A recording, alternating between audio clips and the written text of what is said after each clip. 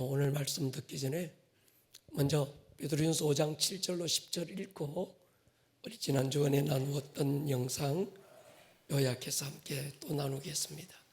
은혜로운 목소리와 함께 읽겠습니다. 시작.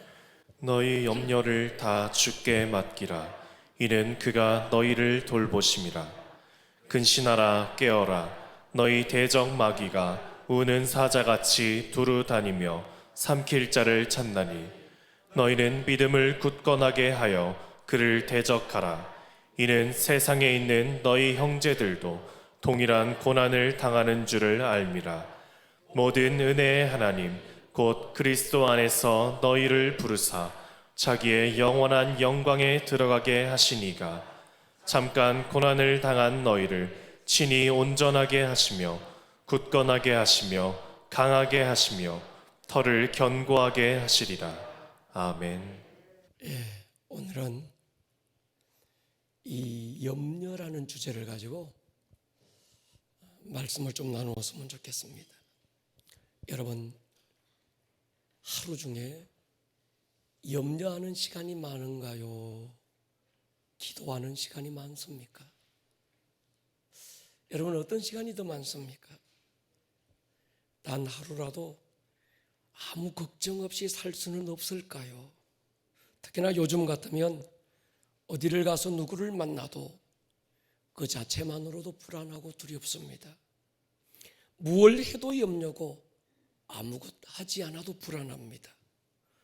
어떤 날은 할 염려가 없으면 이러다가 더 큰 염려가 찾아오면 어떡할까? 그것이 또 염려가 됩니다. 예수님께서 제자들에게 하신 말씀 가운데 많은 말씀들이 염려에 대한 말씀이고 보면 예수님의 제자들마저도 아마 우리처럼 이렇게 염려하고 살았던 것 같습니다. 마태복음 5장, 6장, 7장이 산상수훈이라고 예수님의 가르침의 거의 대부분의 이야기가 여기에 있는데 핵심적인 두 단어가 있다면 염려하지 말라는 말씀이고 기도하라는 말씀이거든요. 그런데 우리는 하라는 기도는 안 하고 하지 말라는 염려는 참 잘도 삽니다. 요한복음 14장에서 예수님이 그런 말씀을 하세요. 너희는 마음에 근심하지 말라. 하나님을 믿으니 또 나를 믿으라. 이 말씀은 그저 근심하지 마라, 염려하지 마라, 위로용 멘트가 아니지요. 너 염려할래? 나 믿을래? 염려하면서 살래?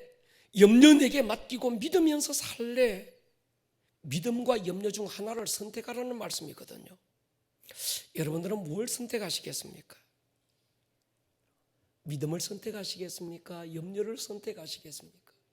알고 보면 염려도 선택이고 믿음도 선택입니다. 그것도 아니라면 우리는 못 믿어서 염려하고 염려해서 또 못 믿어요.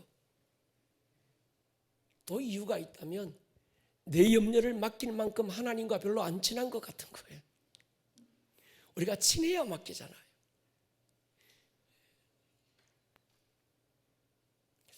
아무리 생각해도 하나님은 나하고 별로 안 친한 것 같아. 내가 이것까지 맡겨도 될 만큼 하나님의 존재는 내가 인정하는데 하나님하고 나하고 별로 안 친한 것 같아. 그래서 내가 염려 보따리 이고 사는 거지요. 주님으로부터 듣고 배우고 체험했던 베드로가 오늘 이렇게 교훈합니다. 너희 염려를 다 주께 맡기라. 이는 그가 너희를 돌보심이라. 오늘 베드로의 이 권면은 단순한 종교적인 지식에서 나온 얘기가 아닙니다. 베드로의 생애 가운데 분명한 경험에서 나온 권면이죠. 한 번은 작은 고깃배 타고 밤늦은 시간 갈릴리 바다를 지날 때 큰 풍랑이 몰아쳤을 때 엄청난 팬데믹이 두려움이 그를 덮었습니다. 한 번은 밤이 맞도록 온종일 수고했는데 고기 한 마리 못 잡았어요. 또 한 번은 베세다 들판 수천 명이 모여 있는 그곳에 모든 사람들이 굶주려 있는 그들에게 주님이 너희가 먹을 걸 주어라. 줄 수 있는 게 내게 아무것도 없어서 그 마음속에 근심이 일어났을 때 한 번은 주님이 들식들식 짝을 지어서 이 동네 저 동네로 전도자로 파송했을 때 주님이 아무것도 가지고 가지 말라는 거예요. 배낭도 가지고 가지 말고 전대도 가지고 가지 말고 지팡이도 아무것도 가지고 가지 마라. 가면 다 너희 먹을 사람, 입힐 사람 다 준비되어 있다. 처음에는 이 모든 것들이 그들에게, 베드로에게 근심이고 불안이고 두려움이었습니다. 그런데 실제 가보니까 주님의 준비됨이 다 있었다는 거예요. 그러면서 베드로가 그 경험 속에서 오늘 이 말씀을 주고 있는 겁니다. 너희 염려를 다 주께 맡겨버려라. 아멘 하십시다. 주가 돌보신다는 거예요. 여러분, 맡긴다는 신앙적인 행위를 우리는 기도라고 그럽니다. 두 가지에 대한 확신이 있을 때 맡기고 기도할 수 있는 것 같습니다. 하나는 하나님의 능력에 대한 확신이고 하나는 하나님의 사랑에 대한 확신입니다. 사랑하지만 능력이 없어서 주지 못할 때가 있고 그러잖아요. 무엇이든지 다 주고 싶은데 줄 능력이 없어서 마음만 안타까울 때가 있잖아요. 하나님은 주실 능력도 있고 베푸실 사랑도 있는 줄로 믿습니다. 우리가 기도하지 않는 이유, 염려 보따리고 다니는 이유가 여러 가지 있을 수 있겠지만 따지고 보면 이 두 가지에 대한 확신이 없기 때문입니다. 주님은 이 두 가지 다 믿어도 된다. 내게는 능력도 있고 사랑도 있다는 거예요. 우리의 진짜 문제는 염려하는 데 문제가 있는 게 아니라 염려에 대한 영적 심각성을 모르고 있다는 데 더 큰 문제가 있습니다. 사람들은요, 염려는 누구나 다 하는 것이고 살다 보면 산다는 것 자체가 염려라고 생각합니다. 그러다 보니까 염려를 마치 삶의 동반자처럼 여기고 산다는 데 문제가 있습니다. 염려에 대한 정확한 영적 실체를 알고 나면 염려가 내 안에서 일어나는 건 어쩔 수 없지만 일어난 이 염려를 적극적으로 주님께 맡기고 이걸 떨쳐버리려고 하는 의지가 생기는 거예요. 오늘 이런 차원에서 말씀에 집중해 봤으면 좋겠습니다. 성경은 염려에 대해서 심각한 말씀을 우리에게 주고 계세요. 같이 한번 읽겠습니다. 고린도후서 7장 10절입니다. 시작. 하나님의 뜻대로 하는 근심은 후회할 것이 없는 구원에 이르게 하는 회개를 이루는 것이요 세상 근심은 사망을 이루는 것이니. 우리가 하는 근심이 두 가지가 있는데 하나님 안에서 하는 근심이 있고 세상 근심이 있다는 겁니다. 하나님 안에서 하는 근심은 우리 안에서 성령님께서 말할 수 없는 탄식으로 우리 안에 일으키시는 어떤 근심, 이건 하나님으로부터 온 근심, 성령님으로부터 온 근심을 말합니다. 우리가 하나님께 범죄했을 때, 영적 생활에 게으름 피울 때 성령님께서 우리 안에서 말할 수 없는 탄식으로 근심하게 하잖아요. 너 이러다가 한 대 얻어 터지는 수가 있대. 맞기 전에 빨리 정신 차리고 회개해래. 아니면 너 지금 기도해야 될 때야. 새벽을 깨워서 하나님 앞에 엎드려 기도해야 될 때야. 지금은 10days 리바이벌을 통해서 또 다른 부흥을 기대해야 될 때야. 이렇게 살다가 지고 말 인생이 아니야. 성령님께서 끝없이 우리 안에 어떤 근심, 영적 근심을 일으킬 때가 있는 거거든요. 이런 근심은 우리를 구원에 이르게 하고 회개를 이루게 하는 근심입니다. 근데 문제는 세상 근심이에요. 여러분, 우리가 아는 대부분의 근심은 성령님이 일으키시는 근심이 많습니까? 세상 근심이 많습니까? 대부분의 근심들이 세상 근심입니다. 뭐 먹지, 뭐 마시지, 뭐 입지. 아직 유치원 다니는 이 아이 시집 보낼 걱정 미리 선불로 해가지고 막 염려. 성경은요, 이 근심은 우리를 사망에 이르게 한다는 거예요. 여러분, 염려는 단순한 작은 문제가 아닙니다. 염려하고 있는 내용보다 영적 심각성에 대해서 모르고 있는 게 더 심각합니다. 염려가 무서운 건요, 이 작은 염려가 우리 마음의 눈을 멀게 만들어요. 이 작은 염려가 우리를 불신앙으로 이끌고 가는 강력한 힘이 있습니다. 성경에 보면 여호수아 1장에 보면 차기 모세의 길을 이은 리더십 여호수아에게도 근심이 많았던 것 같습니다. 모세는 죽었고 눈앞에 요단강 범람하고 있고 목적지 가나안 땅에는 이미 31의 강력한 부족 국가들이 최강의 군대와 무기를 보유하고 자기들을 기다리고 있고, 무엇보다 자신은 아직 모세처럼 리더십이 인정받지 못했던 그런 사람입니다. 도무지 모세처럼 강력한 카리스마로 이 백성을 휘어잡고 갈 자신이 없었습니다. 40년 전 처음 애굽에서 나왔을 때, 가데스 바네아에 이르렀을 때 갈렙과 함께 하나님이 우리를 기뻐하시면 저 땅으로 들어갈 수 있습니다, 저들은 우리의 밥입니다, 그런 뜨거움과 강력한 믿음의 선포도 있었는데, 그 일은 이미 40년 전의 얘기고 젊었을 때 얘기입니다. 그리고 이 백성들을 보니까 다 광야 세대입니다. 애굽에서 10가지 재앙을 본 사람은 아무도 없고, 홍해가 갈라지는 걸 본 사람이 없는 거예요. 지금부터 그가 가야 될 길은 지금까지 지나왔던 광야와는 전혀 다른 문제였습니다. 그러니까 수십만 명의 생사를 지고 있는 여호수아가 얼마나 걱정이 많았을까요? 그 걱정이 익어서 불안이 되고 두려움이 되었을 때 하나님께서 여호수아에게 나타나셔서 이렇게 말씀하잖아요. 강하고 담대해라. 할렐루야.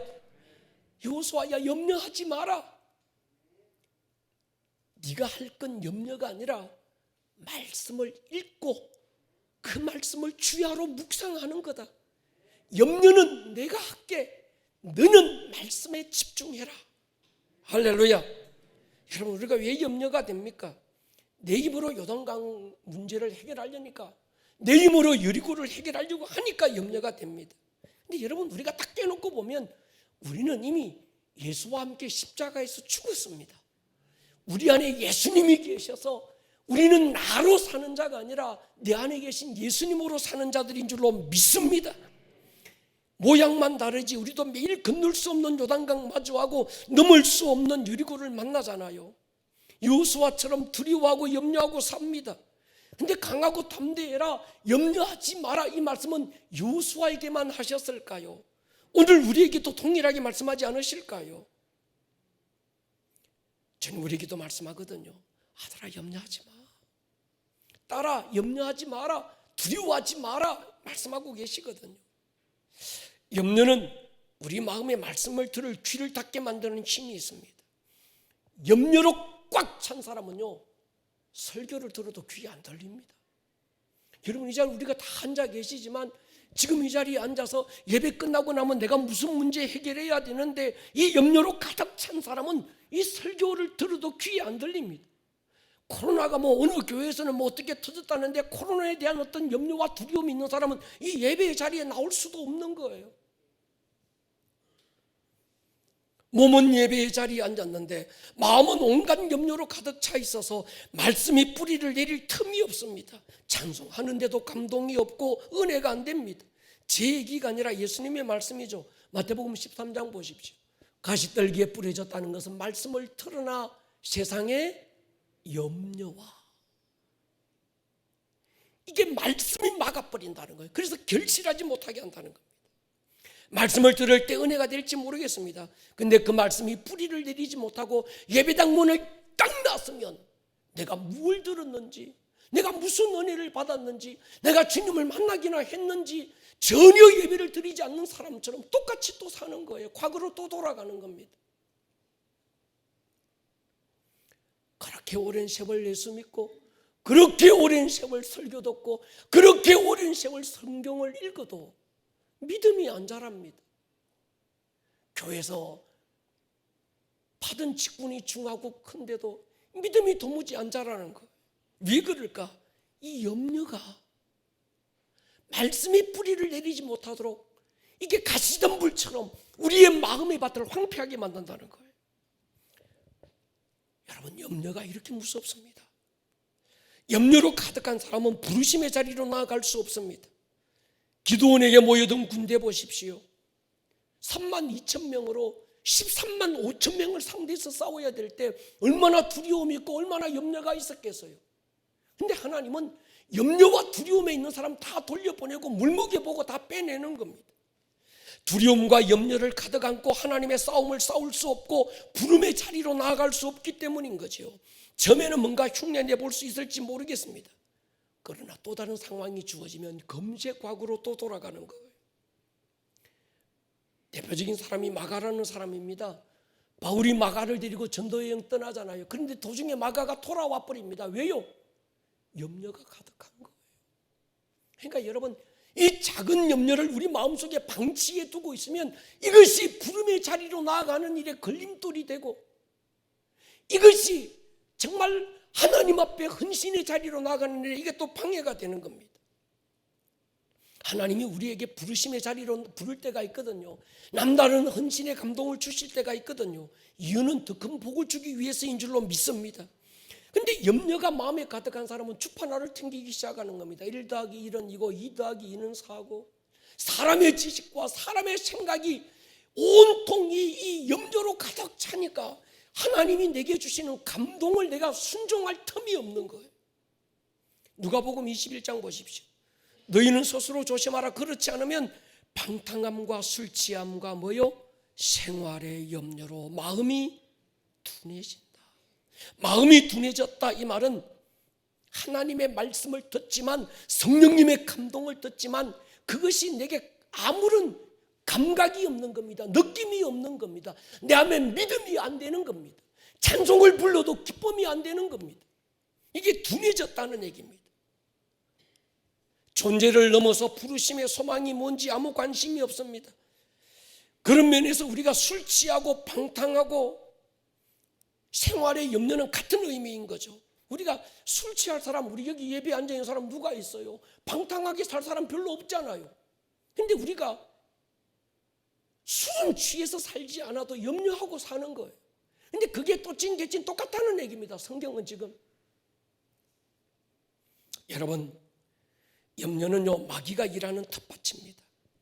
염려는 마귀가 틈탈 수 있는 문을 열어주게 됩니다. 그래서 베드로전서 5장 7절에 보면 모든 염려를 주께 맡기라고 하시고, 8절에 이어서 뭐라고 그럽니까? 마귀가 우는 사자같이 두루다니며 삼킬 자를 찾는다. 누구를 삼키려고 그럽니까? 염려를 맡기지 못하고 자기가 이고 다니는 사람을 마귀는 삼키려고 찾는 거예요. 마귀는요, 이런 사람 저런 사람 찾아다니는 게 아닙니다. 만만한 사람 찾습니다. 마귀가 제일 만만하게 이기는 사람이 누군가 하면 염려로 가득 찬 사람인 거예요. 동의하십니까?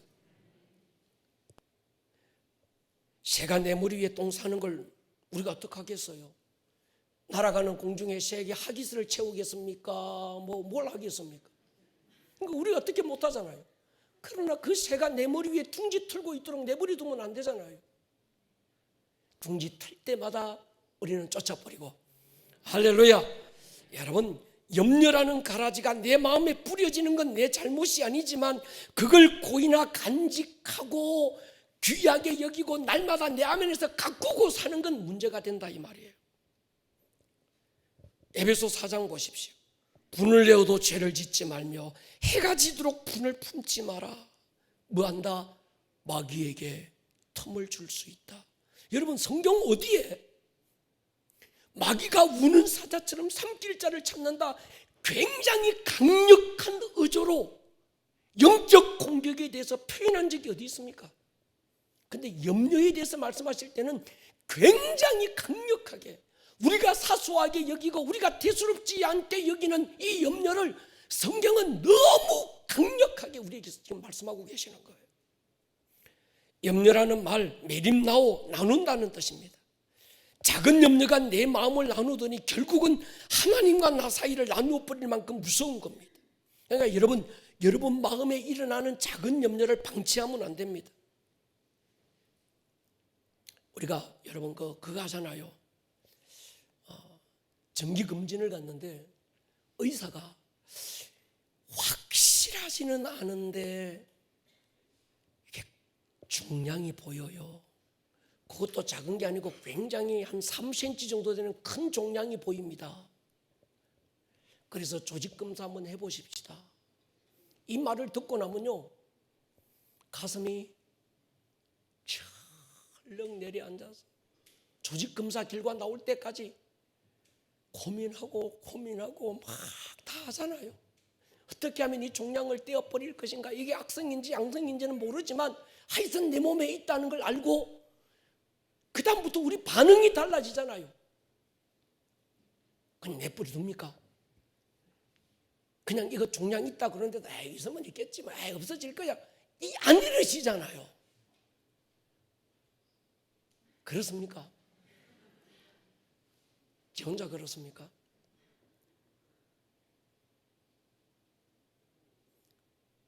그래서 이게 악성이라고 얘기가 나오면 수술을 해서 잘라낼지 아니면 방사선 치료를 해서 잘라낼지 우리 지금 막 그거 고민하고 이걸 어떻게든 잘라내려고 하잖아요.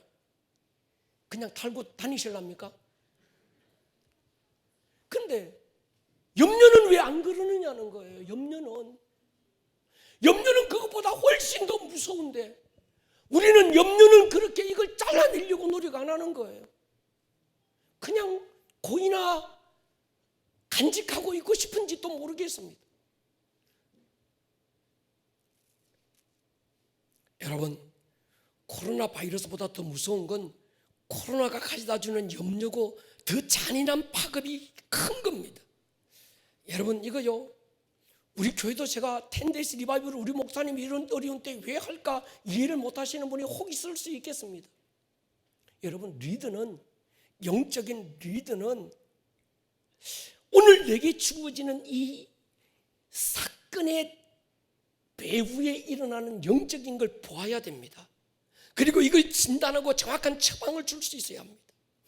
코로나를 배경으로 역사하고 있는 영적 바이러스, 이 염려나 불안과 두려움이라고 하는 더 무서운 팬데믹을 끊어버려야 되는데 이건 웅크리고 앉아있다고 우리가 이걸 이길 수 있는 게 아니라 이것보다 훨씬 더 큰 하나님의 능력이, 하늘의 불이 떨어져야 이길 수 있는 거예요. 동의하십니까? 처음 1세기에 일어났던 엄청난 팬데믹의 중력을 끊기 위해서 주님은 그저 니들 방에 웅크리고 숨고 딱 짱박혀 있으라 말하지 않았습니다. 주님은요, 예루살렘 떠나지 마라, 아버지의 약속하신 성령을 기다리라, 성령이 임하시면 너희를 짓누르고 있던 모든 팬데믹을 한순간에 끊어버리고 더 큰 부흥의 역사를 일으킬 거라는 거예요. 동의하십니까? 저는 믿습니다. 성령님이 답인 줄로 믿습니다. 하나님만이 오늘 이 시대의 답인 줄로 저는 믿습니다. 지지난 금요 철야 때도 말씀을 드렸습니다. 예수님은 알파와 오메가요, 처음과 마지막이요, 시작과 끝입니다. 그분은 어제나 오늘이나 영원토록 동일하신 분입니다. 처음 1세기를 알면 마지막 때를 우리가 압니다. 정말 한국 교회가 이 마지막 때 성경적 매뉴얼이 없다 보니까 마라나타의 신앙은 가지고 있고 다시 오실 주님의 때를 우리가 기다리고 있고 지금이 누구도 마지막 때라는 걸 알지만 성경적인 매뉴얼을 모르고 있다 보니까 어떻게 대처해야 되는지 모르는 거예요. 마라나타 노래는 부르고 있고 주님 오신다는 지식은 가지고 하늘만 쳐다볼 뿐이지 오늘이라는 내 삶 속에서 어떻게 살아야 될지 정확한 삶의 매뉴얼을 교회가 주지 못하니까 성도들이 마지막 때에 대한 이 혼란이, 두려움이 되고 염려가 되고 만 거예요. 여러분, 사도행전이 시작이고 끝입니다. 동의하십니까? 예, 그분이 알파와 오메가인 거예요. 그래서 사도행전을 잘 연구해 보면 마지막 때 우리가 주님 오실 때 가까운 이때 우리가 어떻게 살아야 될지 아는 거예요. 그래서 제가 사도행전을 연구해 보니까 그들의 삶 속에 예수님이 십자가에서 죽고 부활하신 다음 그리스도인들에게 굉장한, 지금 코로나가 가져다주는 팬데믹과 비교할 수 없는 엄청난 팬데믹이 몰려왔을 때 주님이 그들의 삶의 매뉴얼로 던져주신 건 성령을 기다리라는 거예요. 할렐루야. 그래서 우리도 이 10일간 이번 주 수요일부터 성령님의 역사를 기다릴 것입니다. 하늘로부터 공급되는 그 하늘의 능력을 다운로드 받아서 오늘의 모든 상황을 이길 것입니다. 할렐루야. 그렇습니다. 그 10일간 작은 마가의 다락방에서 성령님을 기다렸던 그들 120명이 기독교 역사를 바꾸잖아요. 그들을 통해서 하나님은 새로운 물결을 만들잖아요. 생각해 봤습니다. 여러분이 코로나가 끝이 안 나면 어떡하겠습니까? 끝까지 그저 우리가 웅크리고 있겠습니까? 모든 예배를 보류해야 되겠습니까? 성경은요, 마지막 때가 되면 믿고 싶어도 믿을 수 없는 때가 온다고 그랬습니다. 복음의 문이 닫힐 때가 온다고 그래서요. 여러분 지금요 복음의 문이 닫히고 있다는 건 느껴지십니까? 여러분 지금 사회적인 상황이, 모든 사회적인 상황이 일순간에 모든 매스컴들이, 모든 미디어들이 복음을 들을 수 없도록 전도의 문을 닫아버리고 복음이 닫혀버리고 믿을래야 믿을 수 없는 사회적인 분위기, 모든 것으로 몰아가고 있는 건 여러분 느껴지십니까? 제 혼자 느끼는 겁니까? 이런 때 우리는요 하늘의 불을 기대해야 됩니다. 엘리야 때처럼 막 야단을 해도 하늘의 불이 떨어지니까 한 방에 끝납니다. 할렐루야. 하늘의 불이 떨어지고 나니까 엘리야의 제단에 하늘의 불이 떨어지는 순간에 그 날뛰던 850명의 이방 선지자들 한순간에 꼬리 내리고 깽하고 떠나갔습니다. 그래서 모든 문제를 해결하는 건 하늘의 불밖에 없습니다. 동의하십니까? 여기서 무슨 이 목사의 어떤 그런 지식 아니면 세상의 또 다른 어떤 그런 종교적인 놀이가 우리를 이걸 해결하는 게 아니라 하늘의 불을 받은 사람들이 일어나야 되는 거예요. 동의하십니까? 우리는 이 믿음을 가지고 있습니다.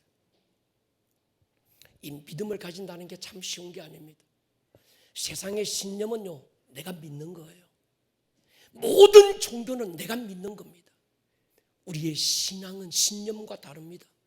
신앙은 믿어지는 겁니다. 믿음의 주체가 내게 있는 게 아니라 하나님께 있습니다.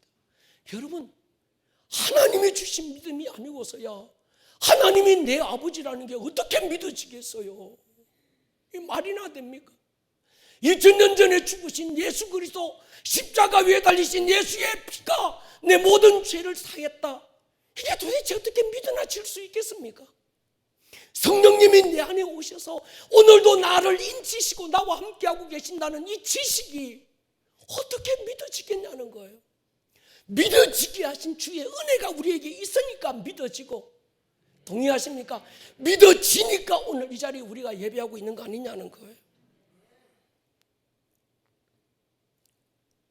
참 여러분, 이게 우리가 이 믿음을 가지고 있다면 염려를 주께 맡기라고 하실 때 이 말씀도 믿으십시다.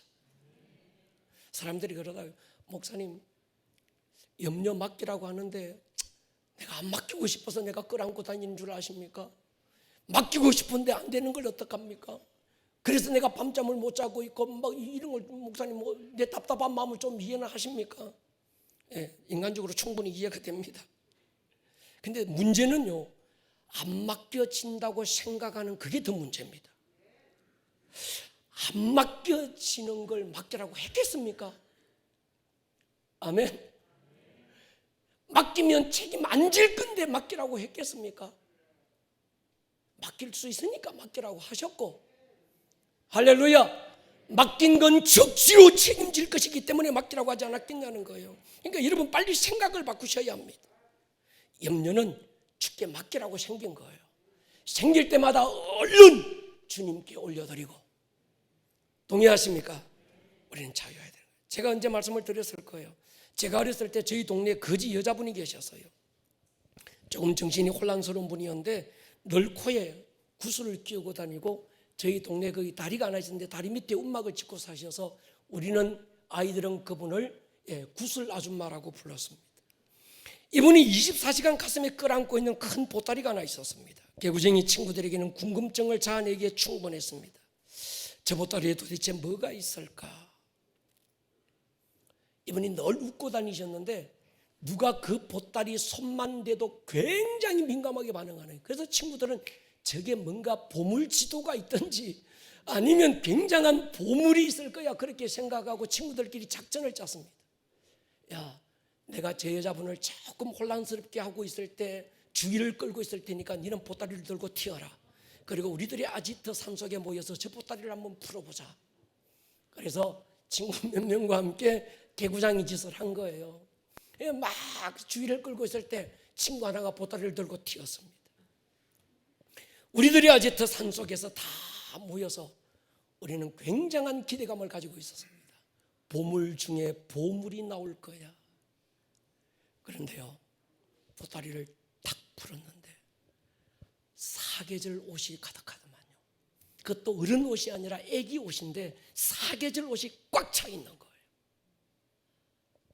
여러분, 우리도요, 사계절 보따리 다 이고 다니는 그분하고 별반 다른 게 없더만요. 봄이면 봄이라서, 여름이면 여름이라서, 가을이면 가을이라서, 겨울이면 겨울이라서, 이 보따리 머리에 이고도 모자라서 등에 지고, 등에 지고도 모자라서 가슴에 안고 사는 겁니다. 주님 우리에게 말씀해요. 내일 일을 위하여 염려하지 마라. 내일 일은 내일이 염려해라. 말씀은 지금 띄워야 될 차례다. 여러분 보십시오. 내일을 내가 염려하는 게 아니라, 내일 가서 염려하라는 게 아니라 내일이 염려하라는 거예요. 여러분, 내일이 염려한다는 말 이해가 안 되는데, 내일이 내 먹고 마시고 입는 걸 나의 내일이 염려하게 한다, 이게 뭔 뜻일까요? 우리의 내일은 하나님 손에 있다면 그분께 맡기라는 말씀인 줄로 믿습니다. 염려는 내가 짊어지고 다닐 보따리가 아닙니다. 주님께 맡겨야 될 수고와 짐입니다. 그걸 그냥 내가 가슴에 안고 머리에 이고 다니면 그 염려라는 가라지가 우리의 마음을 황폐하게 만들고, 그것이 불신앙이 돼서 우리의 마음을 둔하게 만들고, 그것이 마귀가 우는 사자처럼 삼키도록 만드는 또 하나의 씨앗이 된다는 거예요. 여러분, 우리는 구원받은 확신이 있잖아요. 아멘이십니까? 구원의 확신이 뭡니까? 내 영혼의 때를 하나님께 맡긴다는 거 아닙니까? 회개가 뭡니까? 내가 하나님 앞에 지은 죄가 너무나도 선붉은 주홍 같은 죄지만 하나님께 예수의 보혈로 덮어서 회개하면 하나님이 책임진다는, 맡기면 책임진다는 믿음 아닙니까? 근데 훨씬 더 큰 영혼의 때에 대한 건 믿고 맡기고, 지은 죄에 대해서 용서는 믿고 맡기는데 훨씬 작은 생활의 염려는 안 맡기는 거예요. 이게 문제가 있는 거예요. 안 친해서 안 맡기는지 모르겠습니다. 사랑하는 여러분, 자식 문제 맡기시기를 축복합니다. 돈 문제 맡기세요. 건강 문제 주님께 맡기십시오. 맡기면 책임지게 돼 있습니다.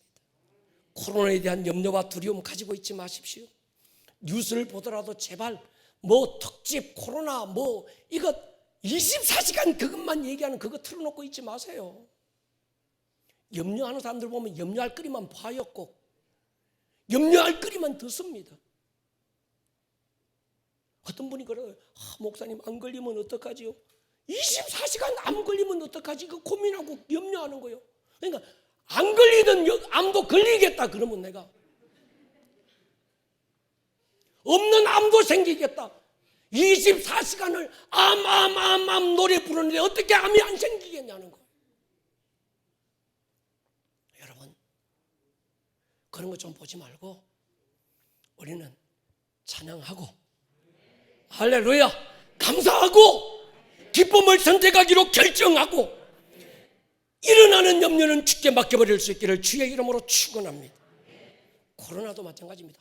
코로나 걸리면 어떡하지 안 걸리던 코로나 찾아가는 수가 있어요. 우리는 그런 팬데믹으로부터 자유하고, 왜요? 우리가 방역할 것 방역하고, 제가요 하루에도 여기 이 문 저 문 예배당 문 다 열어놓고 매일 환기시키고 정말 최고의 예배의 환경을 만들기 위해서 노력하고 있습니다. 그러니까 노력해야 되지만 염려는 맡길 수 있기를 축복합니다. 코로나 묵상하지 마십시오. 밭에 잡초 아무리 뽑는다고 되는 거 아닙니다. 돌아서고 나면 또 돋아나고 비만 오면 또 돋아나고요. 좋은 씨를 뿌리면 됩니다. 말씀의 씨를 뿌리고 가장 좋은 복의 씨앗을 뿌릴 수 있기를 주의 이름으로 축원합니다.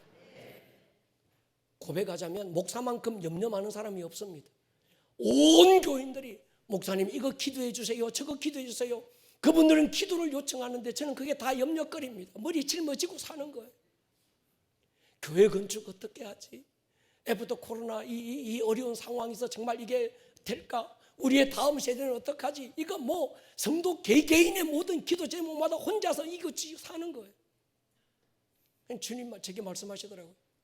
이 목사, 이 교회가 네 교회가 내 교회가 주님 교회지요. 무슨 말씀 그렇게 합니까? 이 성도들 네 양이가 내 양이가 무슨 말씀입니까? 주님 양이죠. 근데 왜 네가 걱정하노? 내게 맡기라는 거예요. 그래서 저는 주님께 맡겼습니다. 교회 건축도 주님께 맡기고 우리 다음 세대의 학교도 주님 손에 맡기고 성도님들 기도 요청이 올 때마다 적시로 하나님께 기도하여 맡겨드리고 그래야 제가 숨을 쉴 수 있겠더만. 여러분도 그랬으면 좋겠습니다. 마지막으로 제가 이 말씀을 여러분에게 나누어 드리고 싶습니다. 베드로전서 5장 10절 이어지는 말씀입니다. 시작. 모든 은혜의 하나님 곧 그리스도 안에서 너희를 부르사 자기의 영원한 영광에 들어가게 하시니가 잠깐 고난을 당한 너희를 친히 온전하게 하시며 굳건하게 하시며 강하게 하시며 털을 견고하게 하시리라. 여러분 이 말씀을 믿음으로 취하십시오. 잠깐 고난 당하게 하신 그분이 친히라는 말이 너무 중요해요. 친히 우리를 온전하게 하실 것이다. 강하게 하실 것이다. 굳건하게 하실 것이다. 견고하게 하실 것이다. 그러면 찬양이 나옵니다. 그러면 감사가 나옵니다. 여러분 찬양이 나오고 감사가 나오면 모든 게임 끝난 겁니다. 동의하십니까? 한 사건을 소개하고 싶습니다. 스패포드라고 하는 시카고의 한 변호사가 살았습니다. 린더 대학교 시카고 의과대학 교수였습니다. 노스웨스트 장로교 신학교 이사였습니다. 그리고 무디 목사님의 절친이었습니다. 무디 교회 회계 집사였고 주일학교 교사로 섬겼던 독실한 신앙인입니다. 그가 43살이 됐을 때 1872년 시카고 대화재에서 모든 재산을 한순간에 잃어버렸습니다. 그리고 급성 전염병이 돌면서 첫째 아들을 잃었어요. 엄청난 시련 앞에서 견디기가 어려웠던 그가 유럽에서 복음 전도 사역을 하고 있던 무디 집회에 참석해서 무디도 도울 겸 가족들의 어떤 이런 정서적인 걸 환기시키기 위해서 떠나려고 했습니다. 그래서 1873년 11월 15일에 스패포드의 아내와 네 딸을 비롯해서 많은 승객을 태운 프랑스 여객선 빌러드 아브로라는 어떤 이 배가 뉴욕항을 출발합니다. 그런데 출항 몇 분 전에 스패포드에게 급한 전화가 왔어요. 전갈이 왔습니다. 그래서 내 딸과 아내를 먼저 배에 태워 보내고 자기는 이 문제를 해결하고 바로 따라갈 거라 생각하고 가족을 먼저 보냈습니다. 그런데 모두가 깊이 잠든 22일 새벽 2시 그 배가 대서양 한가운데서 영국 철갑선 리키온호와 정면으로 충돌했습니다. 승객 226명 모두가 바다에 잠겼고 그의 아내만 물 위로 떠올라서 구조가 됐어요. 9일 후 다른 생존자들과 함께 웨일즈와 카디프에 도착했던 스패포드의 이 부인이 혼자만 살아남았다라는 전문을 남편에게 보냈습니다. 이 소식을 전해받은 스패포드는 앞이 캄캄했습니다. 사랑하는 내 딸을 잃고 정신없이 헤맬 그의 아내가 걱정이 돼서 부인을 데려가기 위해서 배에 올랐어요. 배가 탄 후에 선장과 함께 이런저런 얘기를 나누는 중에 선장이 스패포드에게 얘기했습니다. 지금 이 배가 지나가고 있는 이곳이 바로 사고가 났던 그 현장입니다. 그때까지 애써 마음의 평안을 유지하려고 노력했던 스패포드의 마음에 파도가 일어나기 시작했습니다. 싸늘한 바다 안에 추위에 떨고 죽어 있을 자기 딸들을 생각하니 마음이 한순간 깨져버렸던 거예요. 성실로 들어와서 대성통곡을 하며 밤새 울고 있었습니다. 하나님께 따졌어요. 하나님 도대체 내게 왜 이런 시련을 허락하시는 겁니까? 하나님 내가 이 시련을 어떻게 이해할 수 있을까요? 한참을 통곡하는데 갑자기 하늘로부터 하나님의 영이 스패포드를 덮기 시작했어요. 그의 마음에 평안함이, 담대함이, 찬양이 일어나기 시작했습니다. 그때 그가 썼던 노래가 있습니다. It is well, it is well with my soul. 내 평생에 가는 길 순탄하여. 늘 잔잔한 강 같든지 금풍바로 무섭고 어렵든지 나의 영혼은 늘 편안하다. 저마귀는 우리를 삼키려고 입 벌리고 달려들지라도 주 예수님 나의 대장대사, 나는 이길 수 있다. 여러분, 염려를 맡겨버리십시다. 그가 방치하면 안 됩니다. 두려움도 맡겨드리십시오. 그래, 우리도 이스베 보드처럼 이 찬양으로 하나님께 나아갔으면 좋겠습니다.